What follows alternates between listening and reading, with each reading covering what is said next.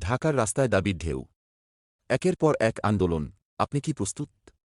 ঢাকার রাজপথ আজ যেন এক ভীতিকর জন্মভূমি। শাহবাগ এখন দাবির তীর্থস্থল। এই মিছিলের আগুন সারা দেশে ছড়িয়ে পড়েছে। যেখানে সেখানে বসে পড়ছে মানুষ, আর দাবির পাহাড় জমছে। তাতে কি হয়েছে? যোগাযোগ ব্যবস্থার পুরোটাই ভেঙে পড়েছে। মানুষ আটকে থাকলেও আন্দোলনকারীদের একটুও চিন্তা নেই। অটোরিকশা, পুলিশ, বিসিএস, এখন সবাই রাস্তায়। তিতুমীর কলেজের শিক্ষার্থীরা যে দাবি নিয়ে বেরিয়েছে তা তো শোরগোল ফেলে দিয়েছে। তারা কি বুঝছে বাস্তবতা? কলেজকে হুট করে বিশ্ববিদ্যালয়ে রূপান্তর কি আদৌ সম্ভব? তারাই এখন রাজপথে অবরোধ করে ফেলেছে। এমন দাবি শেষ কোথায়? গাজীপুরের ডিজিটাল ইউনিভার্সিটির নাম পরিবর্তন নিয়েও শিক্ষার্থীরা আজ পথে নেমেছে। কেউ কি থামতে চায়? এই দাবিগুলোর পেছনে কতটুকু যুক্তি আছে তা কেউ জানে না। এদিকে চাকরিচ্যুত পুলিশ সদস্যরা আছড়ে পড়েছে সরকারের উপর।